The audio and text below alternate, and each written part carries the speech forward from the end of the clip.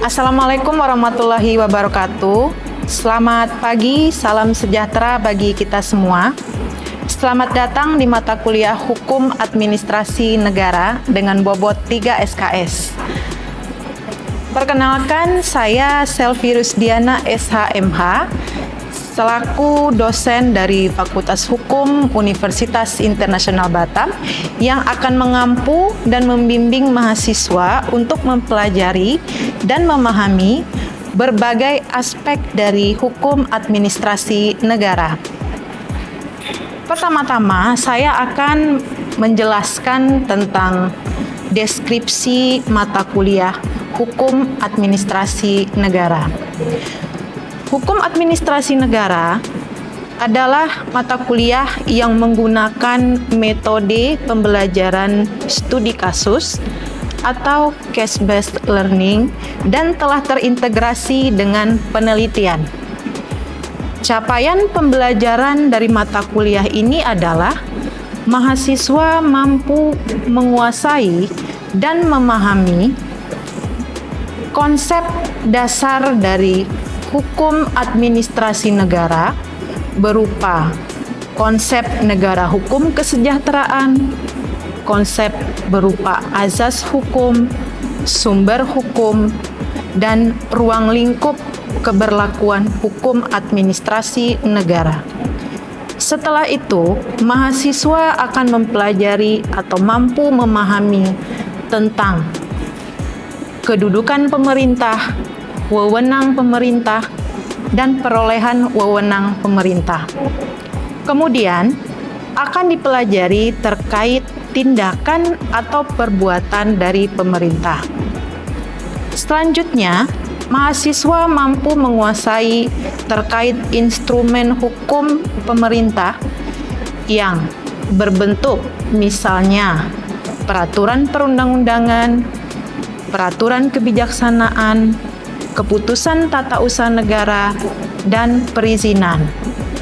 Selanjutnya akan dibahas juga terkait dengan perlindungan hukum, penegakan hukum, dan sanksi-sanksi yang terdapat dalam hukum administrasi negara. Selanjutnya, dalam mata kuliah ini juga akan mempelajari urgensi peradilan tata usaha negara sebagai pengayom dan pelindung masyarakat dari tindakan ataupun keputusan pejabat administrasi negara. Melalui pembelajaran hukum administrasi negara ini, mahasiswa akan memperoleh pengalaman dan kemampuan untuk menganalisa kasus-kasus hukum administrasi negara kontemporer yang melibatkan adanya pelanggaran hak-hak masyarakat dari sebagai akibat adanya kewenangan ataupun tugas yang dilakukan oleh pejabat pemerintah. Dalam pembelajaran hukum administrasi negara, terdapat komponen pembelajaran yang terdiri dari 3 poin yang utama atau 3 komponen utama. Yang pertama adalah delivery, yang kedua adalah interaction, yang ketiga adalah assessment.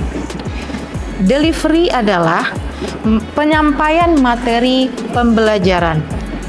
Mata kuliah hukum administrasi negara dalam proses pembelajarannya menggunakan delivery seperti kuliah tatap muka ataupun juga menggunakan video pembelajaran dan juga memanfaatkan e-learning yang disediakan oleh Universitas Internasional Batam dan juga menggunakan atau bisa mengakses secara online materi dan juga publikasi ilmiah. Selanjutnya yang kedua adalah interaction atau komponen interaction, yaitu bagaimana interaksi antara dosen dengan mahasiswa selama proses pembelajaran di kelas. Dalam hal ini, interaksi yang digunakan adalah diskusi kelas ataupun tanya jawab antara dosen dengan mahasiswa, dan juga memanfaatkan forum online yang bertujuan untuk menyampaikan materi pembelajaran. Kemudian yang ketiga, komponen yang berbentuk assessment atau penilaian. Hukum administrasi negara menerapkan asesmen atau penilaian dengan beberapa bentuk, yaitu dengan menggunakan kuis, kemudian tugas, baik itu tugas individu ataupun tugas kelompok, kemudian asesmen melalui hasil ujian tengah semester, ujian akhir semester, kemudian asesmen melalui presentasi tugas kelompok yang berupa studi kasus. Asesmen ini dilakukan berdasarkan evaluasi yang adil, objektif, dan menyeluruh ataupun komprehensif dengan menekankan pada prinsip-prinsip penilaian yang berkelanjutan, keadilan, keterbukaan, relevansi, konsistensi, umpan balik, dan akuntabilitas. Kemudian, hasil akhir dari tiap tahapan pembelajaran dalam hukum administrasi negara yang dibebankan kepada mahasiswa telah dituangkan dalam capaian pembelajaran lulusan dan diturunkan dalam bentuk beberapa sub CPMK atau capaian mata kuliah, yaitu yang pertama, mahasiswa mampu menjelaskan dan menguasai konsep dasar dari hukum administrasi negara berupa istilah, pengertian, objek, ruang lingkup, kedudukan dan wewenang pemerintah, konsepsi tentang negara hukum, kemudian hubungan antara HAN dengan hukum tata negara, ilmu politik, dan terkait dengan apa-apa saja yang dimaksudkan sebagai azas-azas umum pemerintahan yang baik.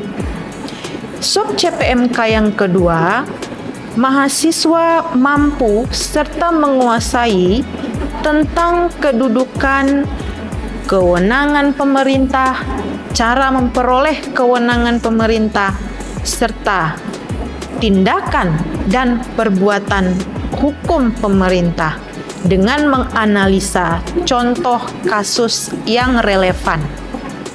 Sub CPMK yang ketiga, mahasiswa mampu mengidentifikasi, menjelaskan, memberikan argumentasi yang tepat terkait perbedaan antara instrumen hukum pemerintah berupa peraturan perundang-undangan dengan peraturan kebijaksanaan, kemudian keputusan tata usaha negara, kemudian perizinan, dan perencanaan sebagai sarana untuk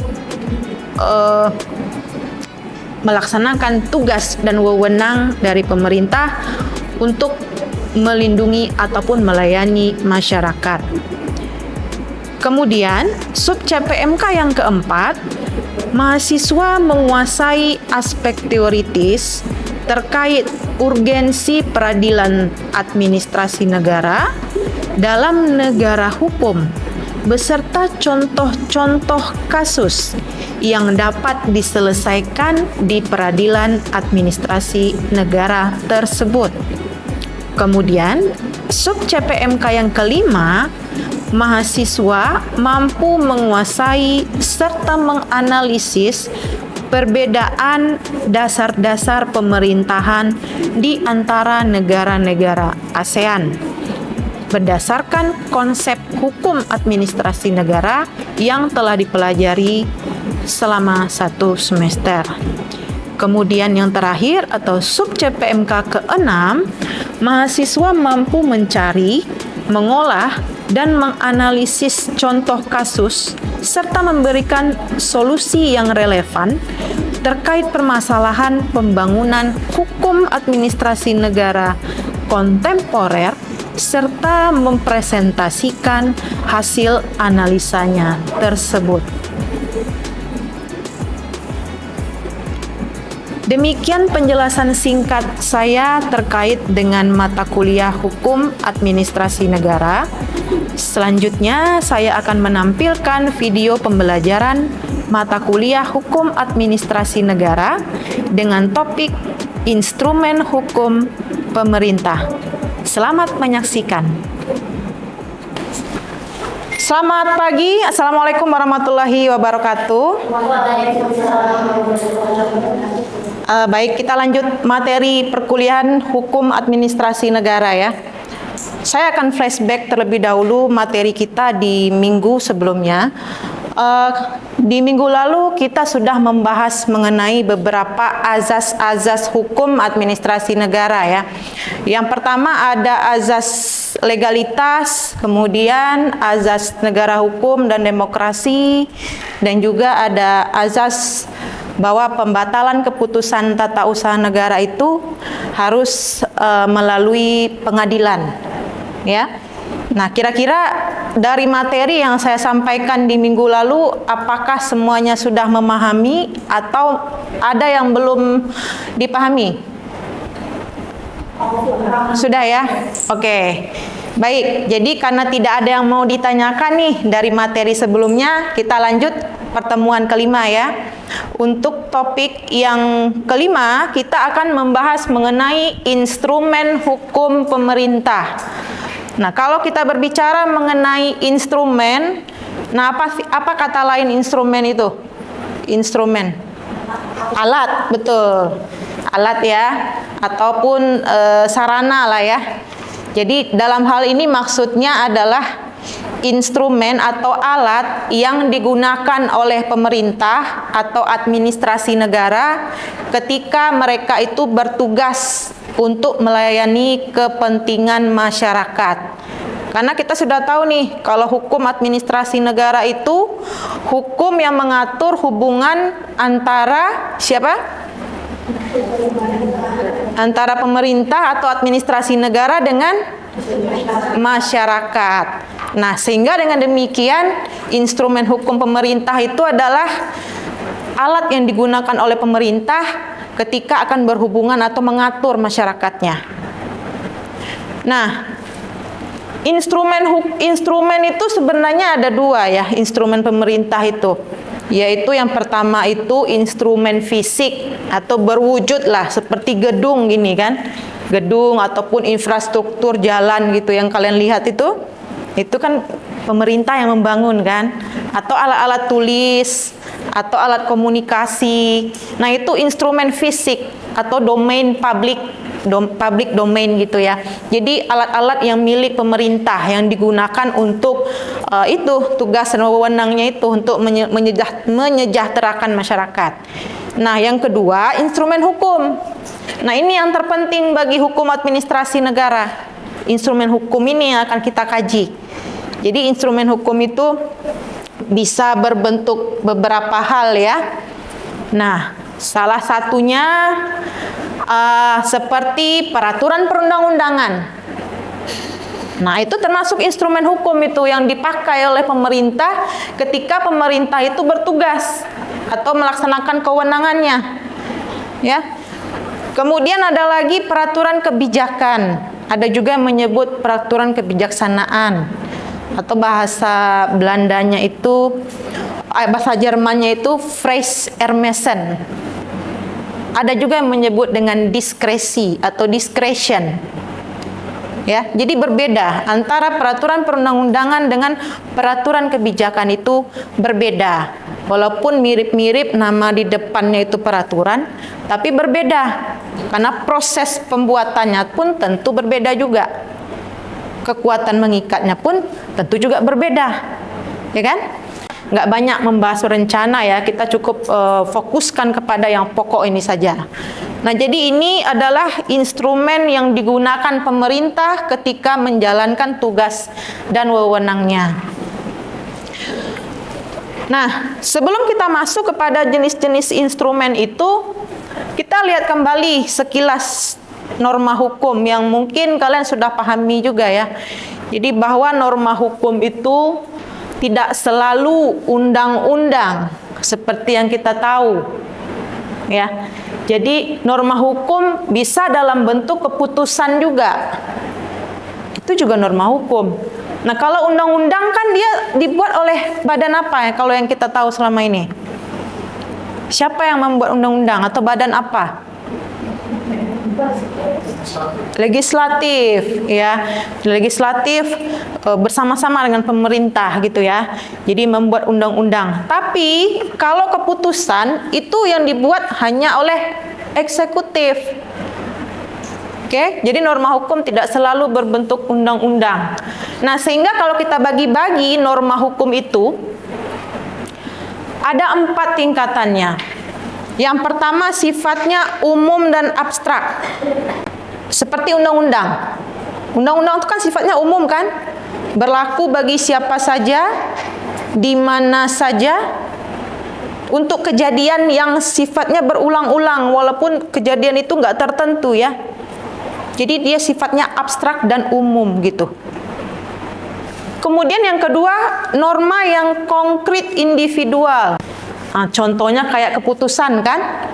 Kan misalnya keputusan tentang pembongkaran rumah si A misalnya kan? Itu kan jelas individual dan konkret kan? Beda kan dengan undang-undangan tadi kan? Kemudian yang ketiga, umum konkret. Dia sifatnya itu umum tapi juga konkret gitu. Seperti rambu-rambu lalu lintas.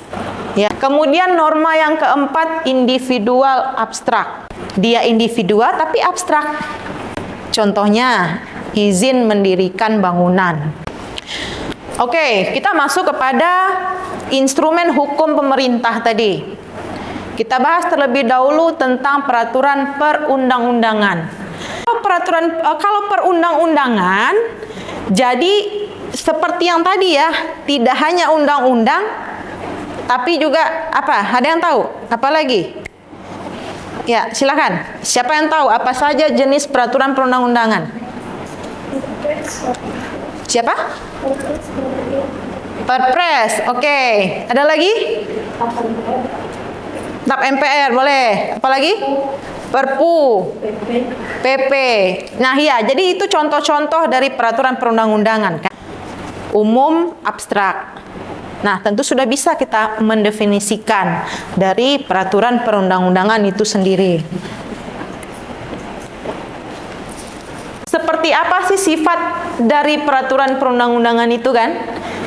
Nah, dia tidak hanya berlaku pada saat tertentu, tapi tidak juga berlaku di tempat tertentu, tidak untuk orang tertentu, dan tidak untuk fakta hukum tertentu, tapi berbagai fakta hukum yang berulang-ulang.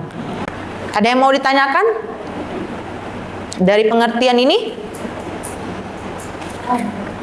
Sudah mengerti? Oh, baik, kita lanjut ya. Terus mengapa peraturan perundang-undangan itu jadi instrumen hukum pemerintah? Karena kan kita tahu yang membuat undang-undang itu legislatif. Sedangkan pemerintah di bagian apa? Eksekutif. Nah, mengapa dalam hal ini pemerintah juga punya produk undang-undang kan gitu? Peraturan perundang-undangan kan gitu. Nah, karena dalam konsep negara hukum kesejahteraan, kita negara hukum kesejahteraan kan, welfare state. Jadi teori pemisahan kekuasaan trias politika itu nggak betul-betul murni diterapkan. Ya, jadi hanya penekanan perbedaan fungsi saja, bukan perbedaan organ. Gitu ya.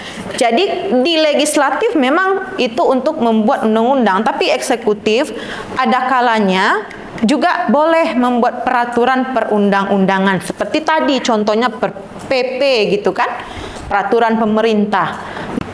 Pemerintah itu campur tangan dalam kehidupan masyarakat. Contoh di bidang pendidikan, di bidang kesehatan, pelayanan publik, Gitu.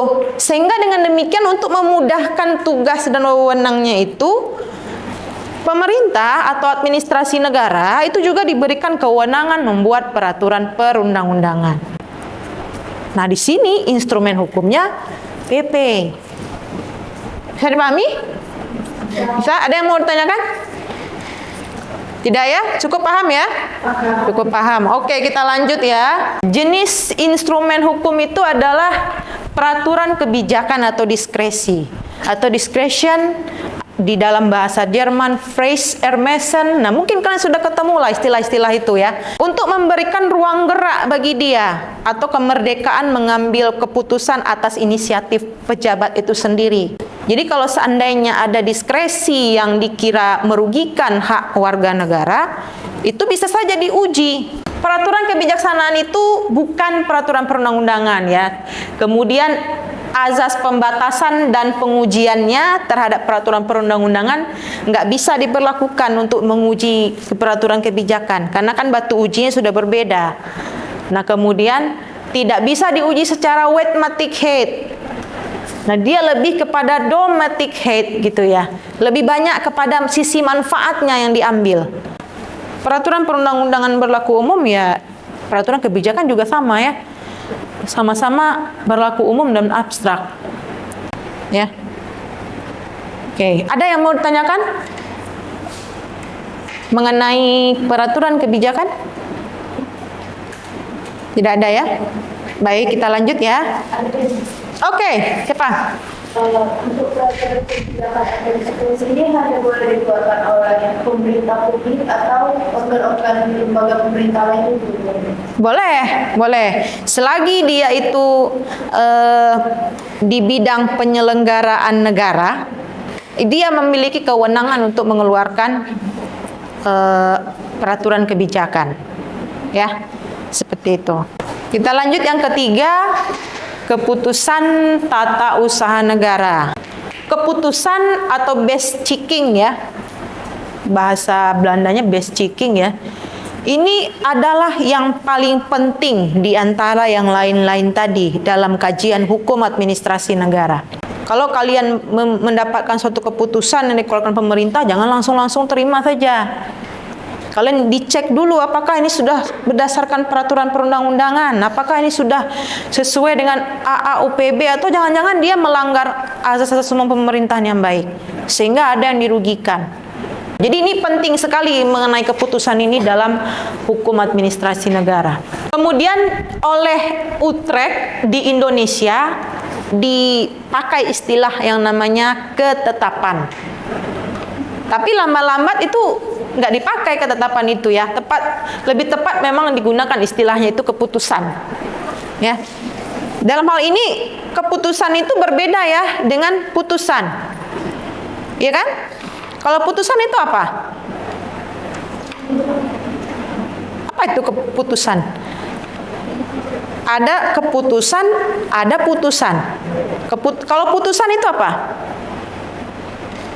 Putusan pengadilan. Ya, putusan pengadilan. Jadi nggak sama. Jadi kita jangan mencampur adukan penamaan keputusan dengan putusan. Kalau putusan itu produk pengadilan atau yudikatif kan? Nah, kalau keputusan itu produknya eksekutif. Pengertian dari keputusan itu adalah bisa dilihat di sini ya, di definisi ini. Banyak sekali yang memberikan definisi ini sebenarnya, termasuk Undang-Undang Nomor 5 Tahun 1986 tentang Peradilan Tata Usaha Negara. Ya. Ya. Kemudian sifatnya hukum publik. Kenapa hukum publik? Karena dia dikeluarkan oleh badan yang memiliki kewenangan. Nah, selanjutnya terjadinya perubahan dalam lapangan hukum. Ya, dengan keluarnya keputusan itu terjadi perubahan dalam lapangan hukum. Contoh, keputusan pembongkaran rumah si A misalnya. Terjadilah dibongkar rumahnya. Dia tidak punya hak lagi kan atas rumahnya itu, karena keputusan itu tadi sudah merubah. Ya, tahun 1986. Nah, di sini saya nanti ada kuis ya. Ada kuis untuk tugas kalian. Oke. Nah, kalau tugas kuis itu kita lakukan di dalam kelas ya. Kita langsung jawab, tidak take home gitu ya. Nah, kuisnya itu apa? Nanti kalian mencari contoh-contoh dari keputusan tata usaha negara. Kemudian nanti kalian sebutkan beberapa lah ya contohnya itu ya, dan uraikan unsur-unsurnya keputusan tata usaha negara itu. Nah, saya di sini punya contoh ya. Saya punya satu contoh, yaitu keputusan Gubernur Kepulauan Riau tentang pemberhentian dengan tidak hormat pegawai negeri sipil. Itu contoh. Nah, mungkin kalian juga punya contoh-contoh lain ya. Oke, jadi melalui kuis kita kerjakan ya untuk tugas ini. Ya, silakan dikerjakan.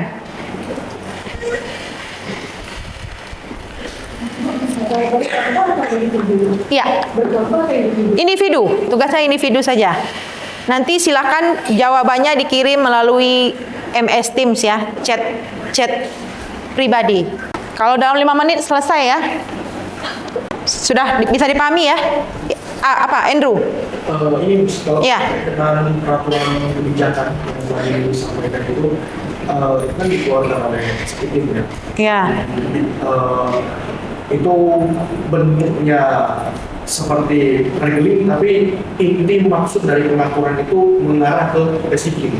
Hampir di antara kesimpangan dua itu lah. Karena bentuknya kan Iya. dikeluarkan oleh eksekutif, tapi di dalamnya itu berisikan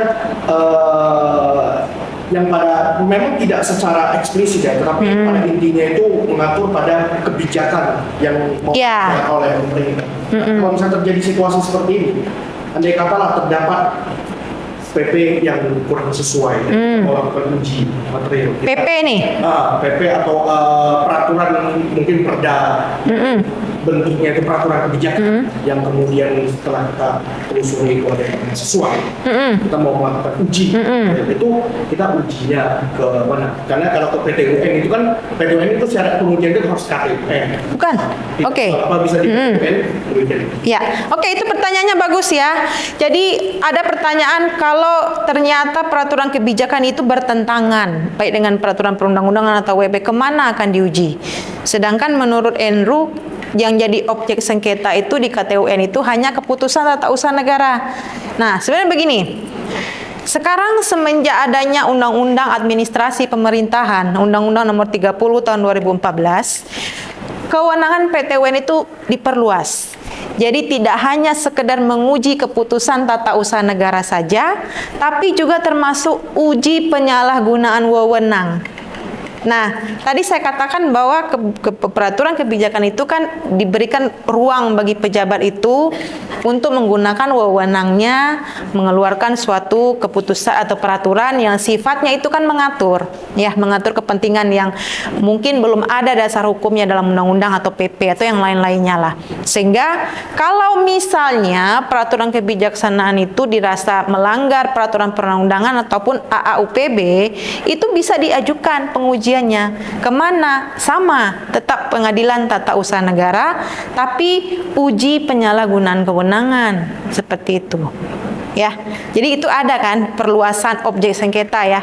Nah, itu bisa diuji apakah peraturan kebijakan yang diterbitkan oleh pejabat itu melanggar peraturan perundangan atau tidak. Nah, itu diuji, boleh diuji di Pengadilan Tata Usaha Negara. Ya, seperti itu Andrew ya. Oke, ya bagus pertanyaannya. Ada lagi yang mau ditanyakan? Sudah? Cukup ya? Baik, kalau tidak ada yang mau ditanyakan, saya anggap kalian sudah memahaminya. Saya mengucapkan terima kasih banyak untuk kehadirannya pada hari ini. Kita jumpa lagi di pertemuan selanjutnya ya. Selamat pagi. Assalamualaikum warahmatullahi wabarakatuh. Demikianlah video pembelajaran terkait instrumen hukum pemerintah dalam mata kuliah Hukum Administrasi Negara. Terima kasih telah menyaksikan dan sampai jumpa di kesempatan berikutnya. Assalamualaikum warahmatullahi wabarakatuh.